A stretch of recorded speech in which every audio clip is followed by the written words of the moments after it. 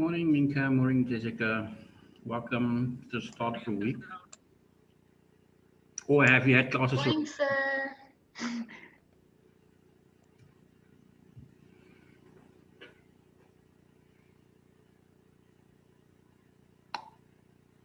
How's the weekend been?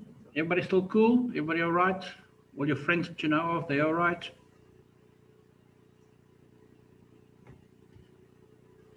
Yes, sir. Good.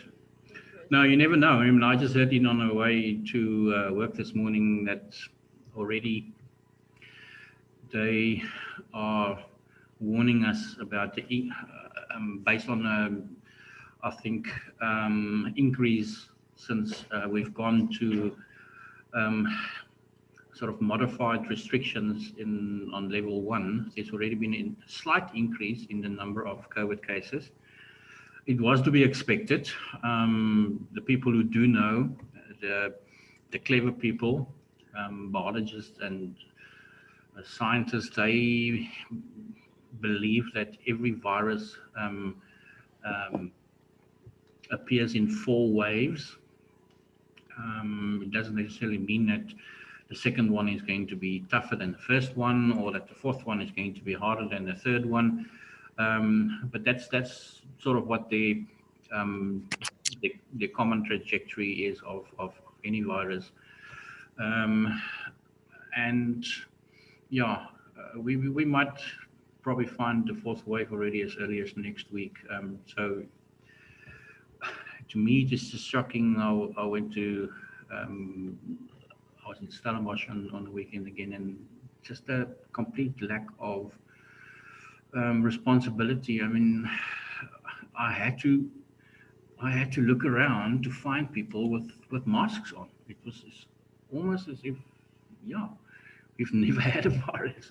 But anyway, it's um, it's the reality. It's the reality, and I think we have touched on it. And as we progress through the course, we will see how the virus has affected the way in which we are going to have to market our services in the events industry in future. And I know there's already a lot of changes. I mean, one of the first things in event management um,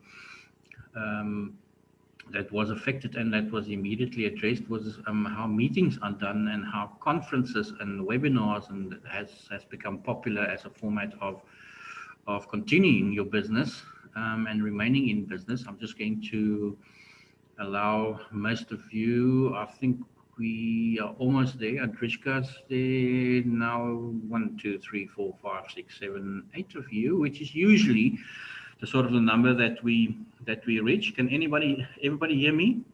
All good? Yes, we are from the start. Minka, I know Jessica, you guys have spoken to you. You definitely. Okay, and Drishka is battling. Let's just admit her again. Yes, and then this being a female-only class, except for my ugly mud, it's International Women's Day. Take note of that, and let whoever special in your life treat you today because it's International Women's Day. I didn't realize that until I actually sat down in front of my PC this morning, and then I thought, oh, this might be why they have scheduled Harry and Megal's interview with Oprah Winfrey for today, it being International Women's Day. Any of you interested in that? I know that my one son is very much into celebrities and the royalties, and he was one of the ones that followed the crown quite, yeah, almost too much. So how can we watch it? I tried to watch it this morning, but I can't find it on YouTube. Um, I know that it was a CBS streaming, so I haven't seen it myself. I wanted to actually just wait till this evening when it's on DSTV on 101 at 7:30. I've watched one or two snippets, but that's just sort of what they allow you to watch, just to yeah, just to get you excited. But I'm quite I'm quite looking forward to that, as a matter of fact, because I think there's a lot of things that, and obviously that's what we live. We in the 21st century. You are millennials. You thrive on information. You must have it with somebody else. You don't want to wait till 7 o'clock tonight to watch it on internet. You want to stream it now. You want to actually not spoil your friend's fun, but that's just we want information instantly nowadays, and I think that's if we can if we can get back on topic for what we'll do this week, and I'm going to share with you what we're going to do this week, and that will be chapter 3 in your textbooks, and it specifically addresses issues that have become slightly more challenging for marketers in the last or since COVID, because it deals with the decision-making process that consumers go through every time they have to decide on what service to use or not, and that is the essence of this chapter. And I think with the time that we live in, it becomes, as I said, the instantaneousness of the information that you as a consumer wants, because you have the platforms. I mean, talking about platforms, a very interesting reaction to the screening of Oprah's interview, which was during the wee hours of this morning in the States, was the reaction across the board from other celebrities. I know one that comes to mind is Serena Williams, and how she reacted. It was actually, yes, it was. I'm getting goosebumps, and I just read it this morning. So yes, it is definitely a lot of people. I think initially said, but I mean, why is this so interesting? I mean, and it's not because I like the royal family, or if I'm a follower of the royal family. To me, it's about discrimination and sexism and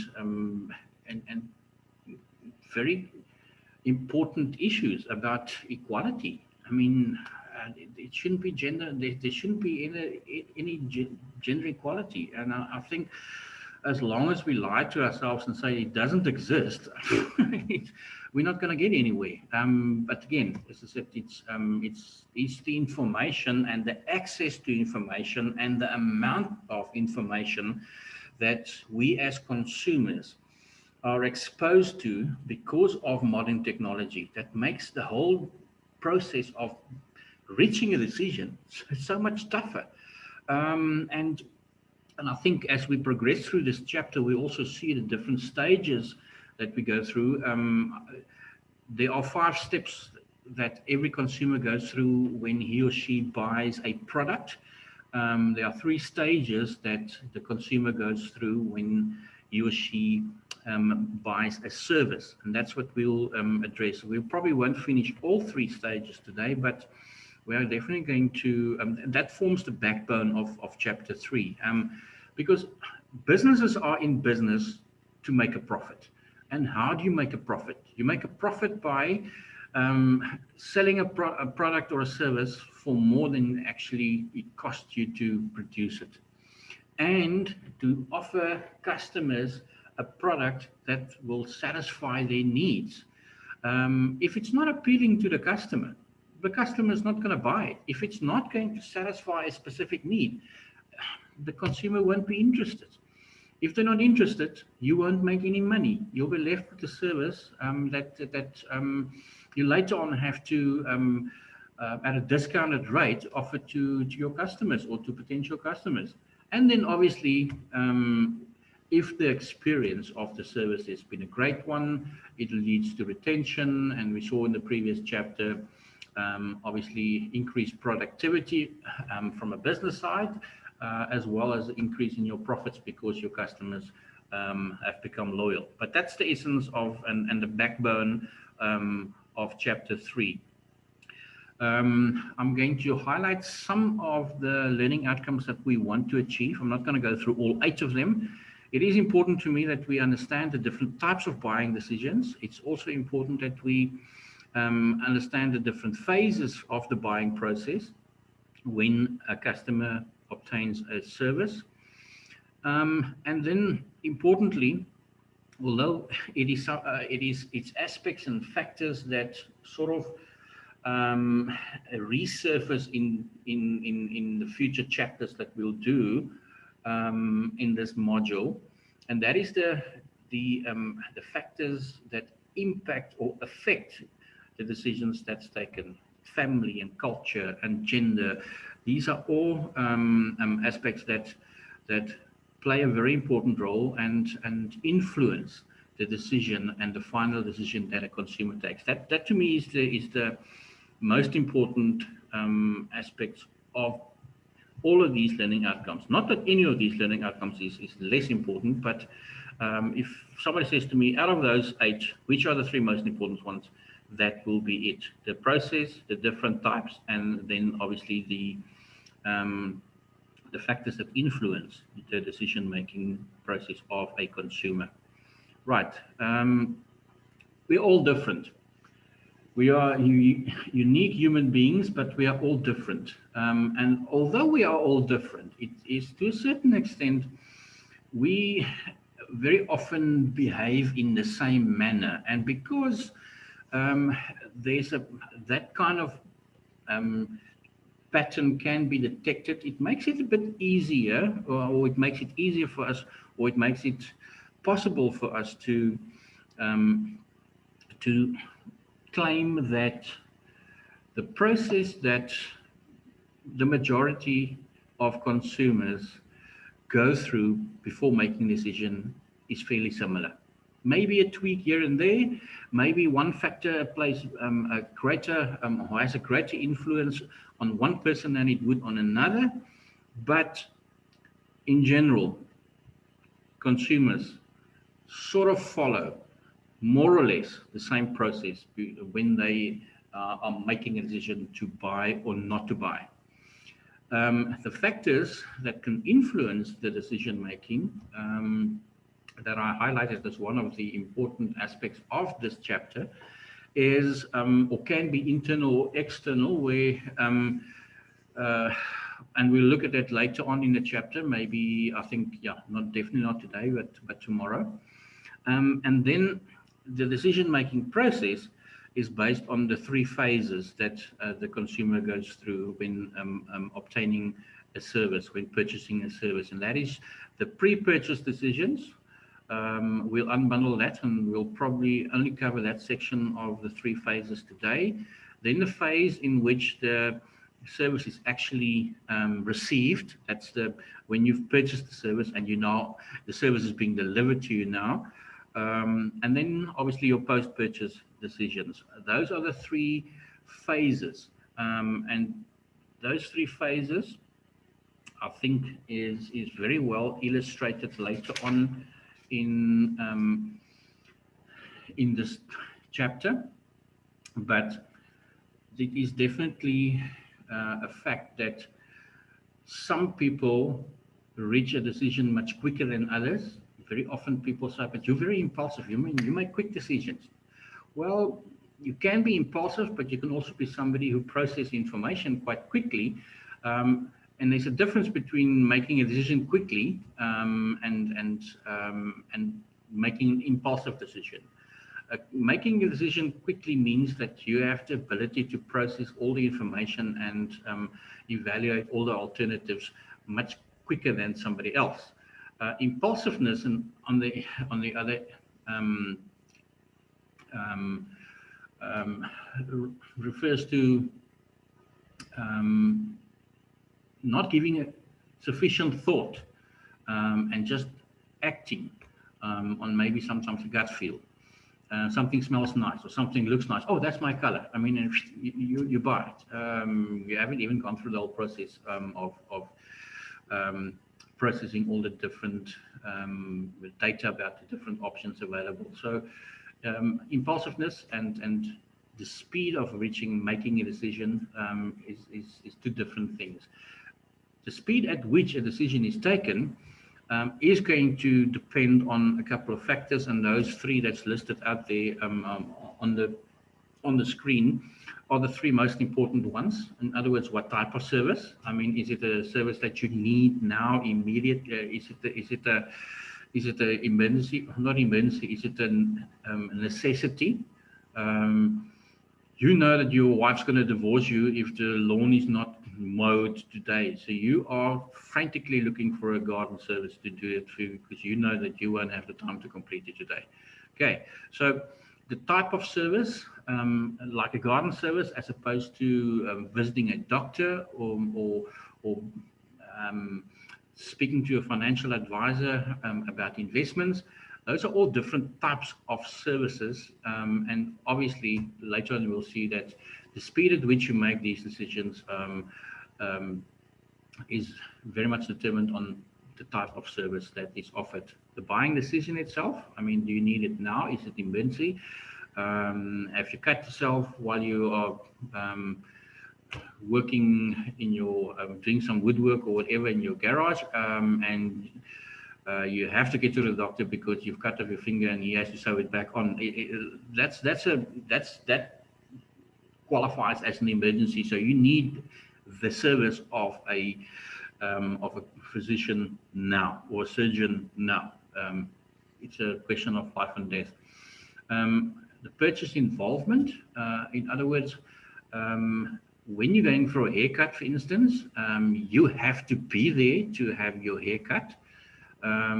So you are very much involved. There's a high involvement there from the person who receives the service or who the service is delivered to, as opposed to you maybe buying insurance. You don't necessarily have to sit down and physically be in contact with a consultant. A lot of the work can be done via emails back and across. Again, the purchase involvement of the customer determines the speed at which they will make a decision. Right, so those are the three factors or the three aspects that most really impact on the speed at which a decision is taken.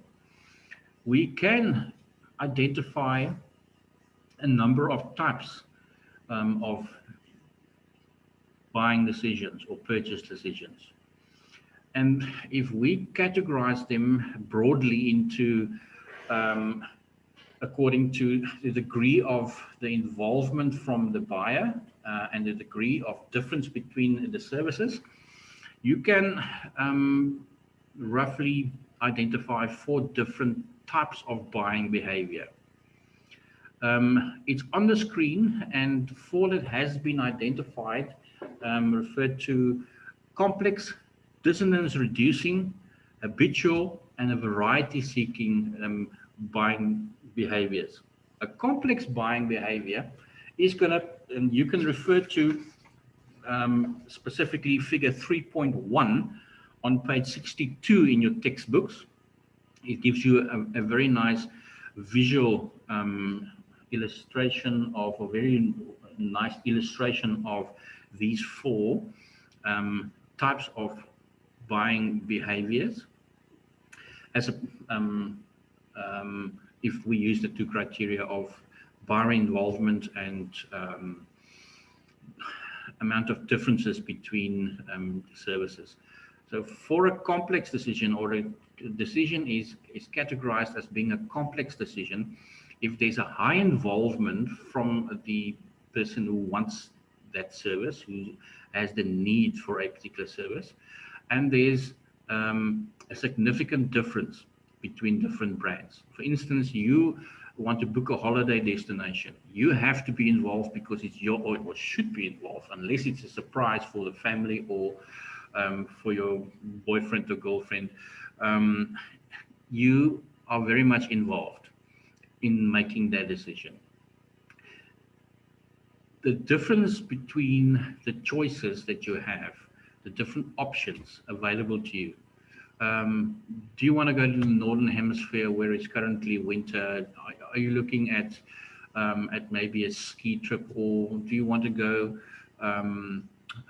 scuba diving? The different destinations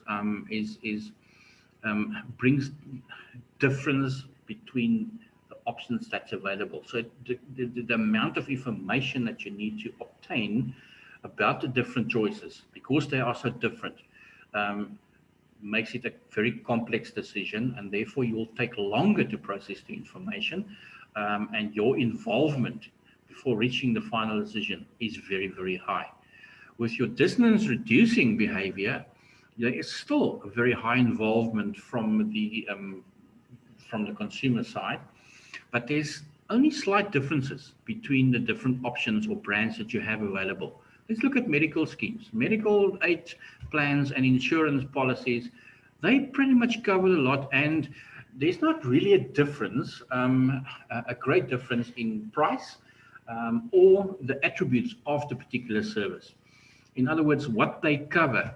And the only difference at the end really lies at the feet of the consumer. The consumer says, you know what, that's an old bike. I'm not going to pay £5 extra on my monthly insurance to insure that bike. I want somebody to steal it. Well, then you actually should have it insured, because then you can get a new bike for that old one that you have. But the items that you cover in your insurance, very often there's choices. And then obviously there are compulsory items, which is the same. And then basically just the cost between company A or brand A and brand B, which would be the only difference between such a service. Your habitual behavior is exactly what it says. It's become second nature. It's a habit. It's like choosing a plumber or a hairdresser, for instance. Yes, you know what? There's very few differences between the different brands. I mean, they all end up doing the same. The one maybe does it in a better way than the other, and that's why your experience with that particular service provider is better. But it's not a difficult decision to make. Oh yes, your children's hair look a bit long, and you know that they are quite tough and strict on these things at their particular school. So after school, guys, we're quickly going to have a haircut. So it's a decision. Your hair grows, and your hair have to be cut. It's as simple as that. So very often you do not have an extended relationship with maybe a particular brand, and if you move, you're not going to necessarily still use that same service provider. You'll probably use a similar one, because there's so few differences between brands. You'll prefer the one that's closest to you. I know a lot of people, and this is not a sexist remark. I know especially females. Many females have a hairdresser or a hair salon that they visit, and they only go back to that particular service provider. I know that I think it was my wife's hairdresser that she used, or the hairdressers that she used when she was in high school for the first time. When we got married, became mine, and then later when we have kids became ours. And I think we've been with the same for about 24 years. But on the odd occasion, you quickly, you're in a rush, and you're not going to phone and make a booking. You'll rather go to the closest one. So it's an easy to make decision. That's why it is categorized as habitual behavior. Then we get the fourth type, which is the variety seeking one.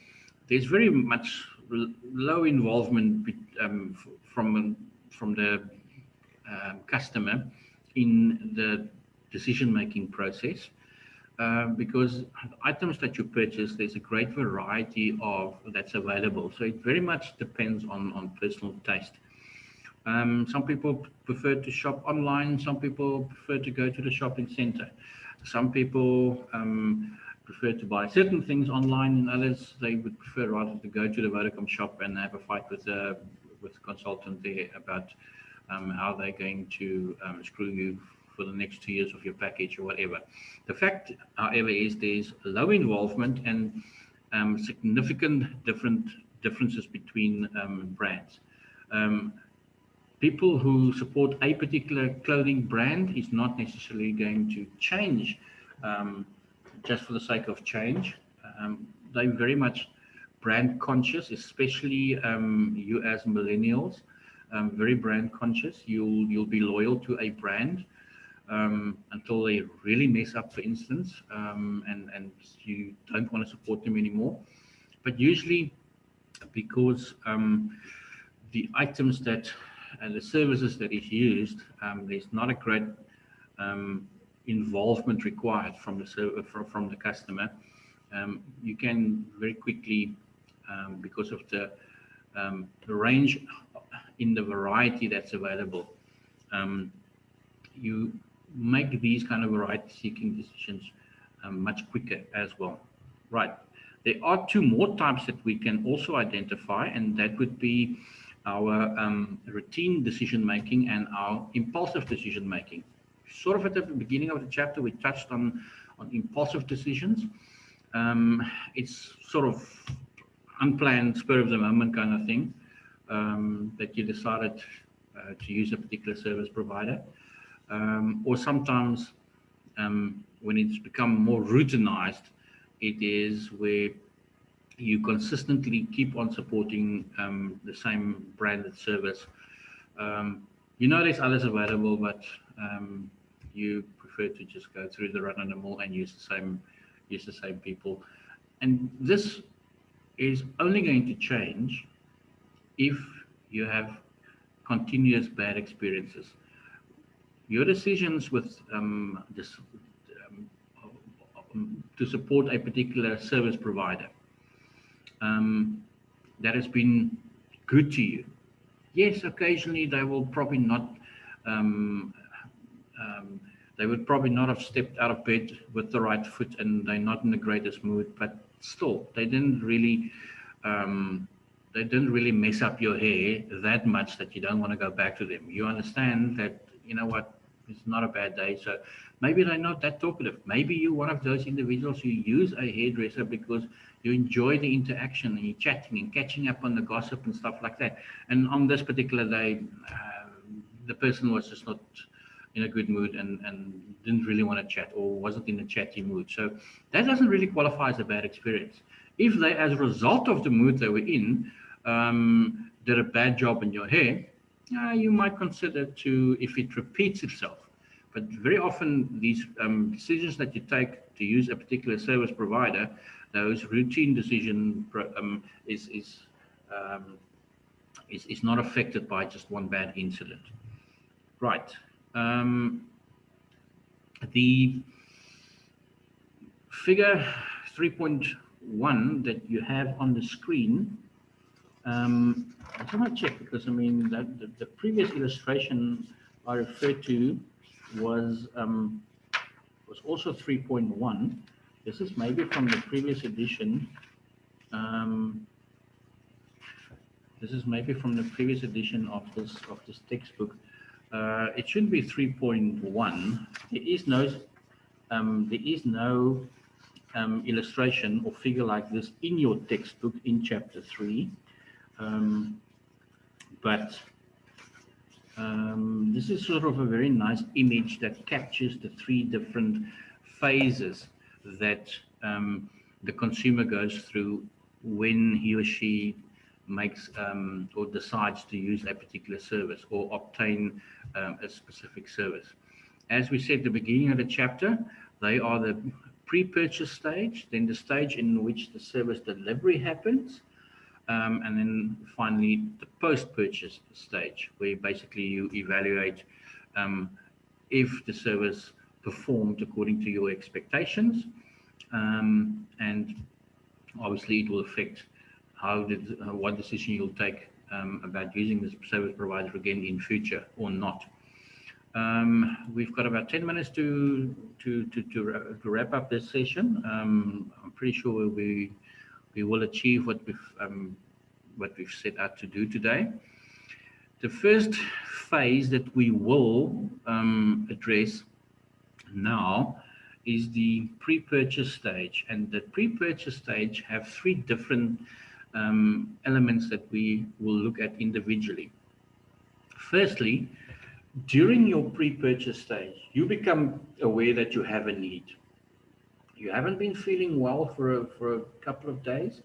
It's not COVID symptoms, but you get up in the morning, you feel tired. Your body is aching a bit, but you don't have headaches. But obviously, we are very much in a pandemic, and you're not sure. So you become aware that you're not feeling great and that you need a particular service, and that would be the service of a doctor, a general practitioner.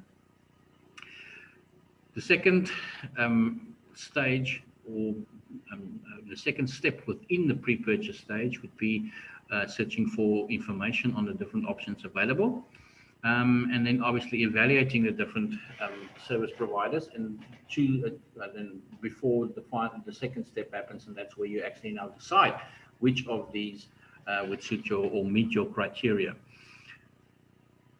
Becoming aware means that it could either be as a result of an internal stimulus. In other words, you're not feeling great. That's why you need to go to the doctor. You're hungry, and therefore you maybe want to go out for lunch. So the need in those instances are triggered and stimulated internally. But it could also be external stimuli. For instance, you are moving into a new house, and you realize that one of the prerequisites for the final sale to be approved is that you need to show evidence of insurance on that property. Now, in most cases, the bank that will approve your bond will offer you that service as well. Remember, it's their house until you've paid your bond completely. So they offer that service too, but most, as a matter of fact, homeowners, when buying a house, decide to stay with whoever's been doing the short-term insurance. In other words, where their car is insured and their household goods are insured, they prefer to stay with that same insurer to also just add the property that they have just bought. Okay, so you might, on the way to work, hear a commercial on the radio that advertises a specific insurer advertises a special deal that they have at the moment. Something along the line, have you just bought a house? Do you need insurance? Phone us for the best deals in Cape Town, whatever. So it can be that your the awareness of the need was stimulated externally through either an advertisement or maybe a colleague at work that says to you, no, my brother bought a house last month. He was very happy with the service he got from such and such a service provider. So the awareness of the need can, through internal or external stimuli, be created. The second step would be then obviously to start searching for information.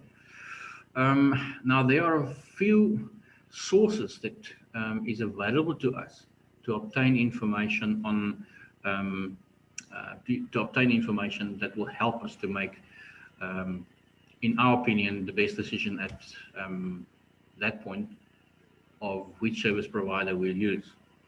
Our internal sources of information is pretty much our own previous experience. If buying your house was your first house that you bought, then you do not have experience of how to go about obtaining insurance for your property. If it wasn't, if you've had previous experience, the chances are very good that you will stay with the same service provider, because you know that there are certain benefits, and that's how a lot of insurance companies nowadays sell their services, and that is to have a no claim bonuses. In other words, you've been with a company for a number of years, you haven't claimed for a geyser that exploded, or a burglary or whatever. So you haven't put any claim, or maybe you were just lucky and none of these things happened to you, and you didn't need to claim. But those are kind of benefits from that a lot of insurance and most insurance companies nowadays offer. So your internal resources is your own experience that you've had with a particular service provider in the past. Your personal sources that you can use is family members and friends that you ask for opinions, because I mean that's just, you're trying to gather as much information as possible. You don't want to just go with your gut, especially if your previous experience, if you have had previous experience, it wasn't that great and you're unsure, and that's why you're seeking additional information, and you're using personal services, people you can trust, like your friends and family. You can use marketing sources as well. Very often there's brochures and commercials and advertisements available that will provide you with information on a particular service. In the case of buying a house, the estate agent who sold you the house or was involved in the transaction is somebody that will also have 2 or 3 referrals that they can provide you, and very often they carry brochures with information, because they know that that's one thing that is required to for the sale of the property. You can also use public sources. The public sources would be if there's reports in the media about the financial performance of a particular service provider. This insurer has been in the news again. They've won a award again because out of the 1 million customers that they serviced in a particular year, there were only about 50 complaints, and that's quite a good strike rate as compared to the other insurers.